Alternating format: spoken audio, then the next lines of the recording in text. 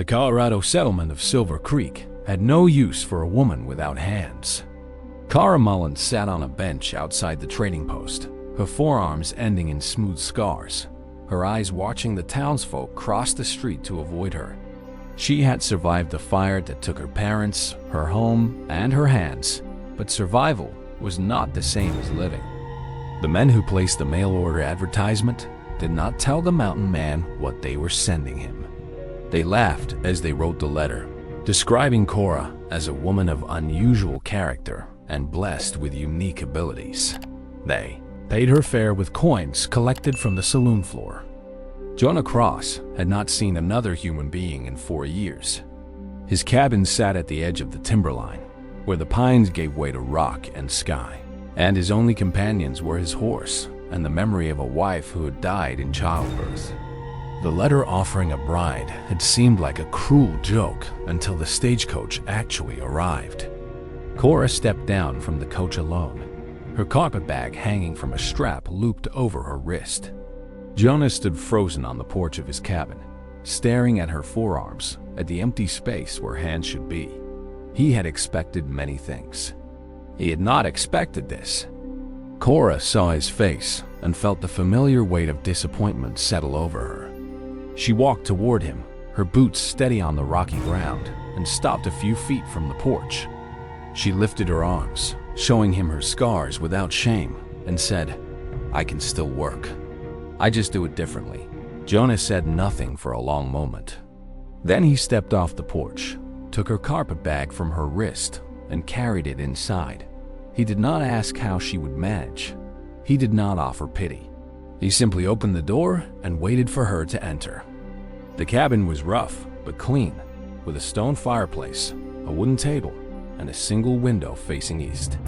Cara stood in the center of the room, turning slowly, taking it all in. Jonah watched her from the doorway, his arms crossed, his face unreadable. He was not cruel. He simply did not know how to be kind anymore. That evening, Cora asked to see his saddle.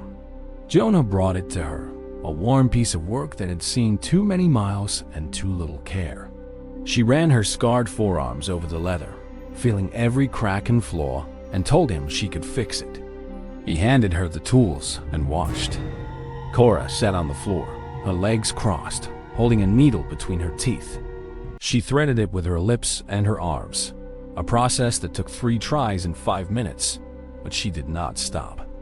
Jonah watched in silence as she began to stitch, her movements slow but precise, her focus absolute.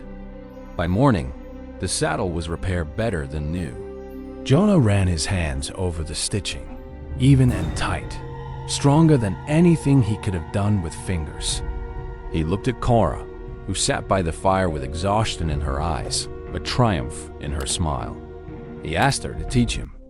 Weeks turned into months, and the cabin became a workshop. Cora taught Jonah to stitch with his teeth, to hold leather between his knees, to measure and cut using only his arms and his chin. He learned slowly, clumsily, but he learned. And every evening, they ate together in silence that had become comfortable.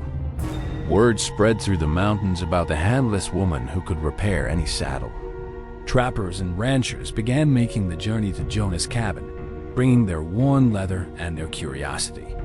They left with work that lasted for years and stories about a woman who did not let missing hands stop her from having the surest touch in the territory.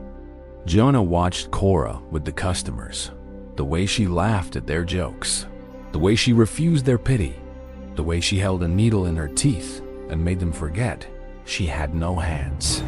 He watched her the way a man watches a sunset he does not want to end. One evening, a customer offered Cora double her price to move to Denver and open a shop. He promised her fame, fortune, a life far from this remote cabin. Cora looked at Jonah, who stood frozen by the fireplace, his face carefully blank. She turned back to the customer and said no.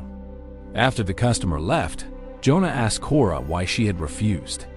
She sat on the porch, her scarred arms resting on her knees, and told him she had spent her whole life being treated as a curiosity. She told him this was the first place where she had been treated as a person.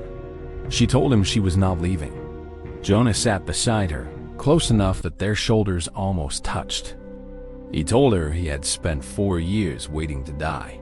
He told her he had forgotten what it felt like to want to wake up in the morning.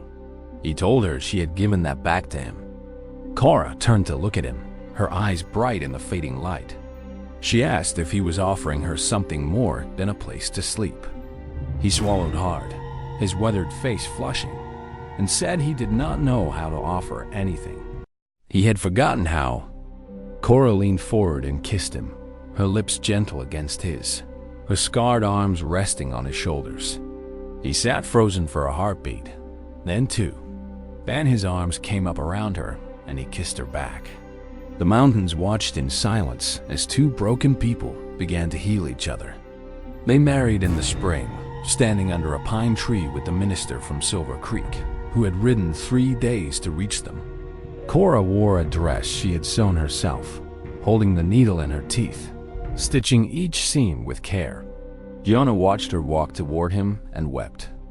The saddle shop grew into a business that stretched across 3 territories. Cowboys rode for weeks to have Cora's hands, her missing hands, work on their leather. She never hid her scars. She never pretended to be what she was not. She simply did the work, and the work spoke for itself. Years later, a young woman arrived at the cabin, her own hands burned and bandaged, her eyes hollow with despair. She had lost her fingers in a threshing accident and been told she would never work again. Cora knelt before her, held up her own scarred arms, and smiled. She said, "Watch me." A final wide shot of the cabin at golden hour. Cora and Jonah, old and gray now, sitting on the porch they built together.